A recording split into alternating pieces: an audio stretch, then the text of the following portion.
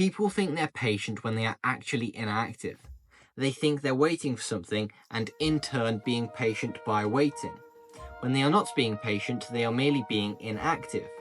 They confuse and delude themselves thinking, I'm being patient for my time to come. But within that patience, they are merely doing nothing. They are scrolling the endless expanse of social media, they are gaming, they are doing nothing meaningful within their time. And that is not patience, that is inactivity. They may be performing an action, but is only an action to fill up idle time with something that isn't causing them to think. They are distracting themselves, and that is not patience, that is just distracting yourself. It is inactivity. Patience is when, in the time that you are waiting, you are continuously working towards your goals, understanding that you've got to invest daily effort and energy into those goals, even when there is no reward in sight. It is the empty gap between where you are and where you want to be that you have to fill with a meaningful use of your time. Patience isn't the waiting for the reward to come, it is the fulfillment of the action in the meantime. Now, I have definitely not overcome this challenge. I keep getting the desire and the greed to have everything, to want everything and want it now. And I have to constantly remind myself that everything I want will come to me as and when I need it. As long as I put in the required and consistent effort to deserve those rewards, deserve those things that I want. And this is an ongoing battle I have with myself.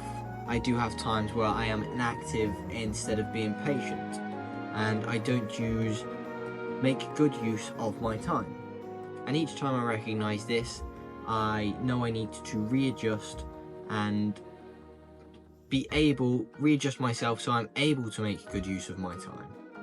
And I'm able to go into actively participating in my life instead of inactively wasting it away through social media. Sometimes it takes longer than I care to admit to readjust myself and reposition myself on course. When you end up in this state of inactivity, you lose time, you lose energy, you lose self-respect for yourself. It costs much more than the cheap dopamine hits that it gives you. And the thing about time is that once it's gone forever. And as you get older, your years get shorter and shorter. You experience time faster. And time flies by so quickly at this rate, and you literally blink and you miss it. I remember when I was in primary school, and I was about 7 or 8, and I used to look at the clock, and I'd look up and it felt like it was ticking in slow motion.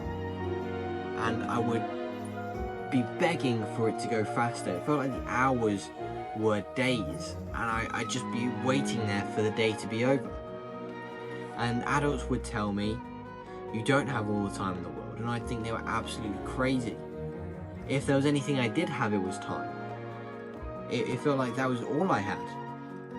There was so much of it that I would never lose out. But now that I work, the day passes instantly. I feel like I'll literally blink and I'll be 25, and then 35, and then 50. And it's scary. It's scary to think how fast it will pass by. So each day, each second is of vital importance. You need to be patient with the reward, but impatient with the actions that you put in that are going to generate that reward. Because as you get older, your years get shorter. You're not gaining time. So you need to be active in the pursuit of your goals. You need to put in that daily effort. Understand that you are never going to get the reward without putting in the time and dedication. So be willing to endure that time and be patient, filling your days with the tasks that are going to help you get that reward. Patience is the greatest virtue. With patience, you can do anything. Bruce Lee said, "Patience is not passive. On the contrary, it is concentrated strength." And Lao Tzu said, "Nature does not hurry, yet everything is accomplished." These two quotes encapsulate my ideology on patience and how powerful it is. Patience should never be underestimated, as it is the partner of growth. But to change your inactivity to active patience is going to take time. You are going to have to dedicate yourself to changing. Change is a gradual process. It requires hard work, a little bit of luck, a fair amount of self-sacrifice, and a lot of patience. It's not an overnight thing. It is a series of consistent actions that take you from point A to point B. You have to allow yourself time, expect the change to come, but act in the meantime. Because that is the only way for change to take effect. It is the only way for change to have the capacity to take effect. If you put in the actions to elicit a change. If nothing changes, nothing changes. But you can't be idle on social media, because then you're not actively progressing in your path. You're not patient in the achievement of your goal. You are idle in the spare time that you have. So we figured out that we need to change our idle time from being inactive to being active, from working against us to working for us. We know that we want to fill it with tasks that aid us, not torment us.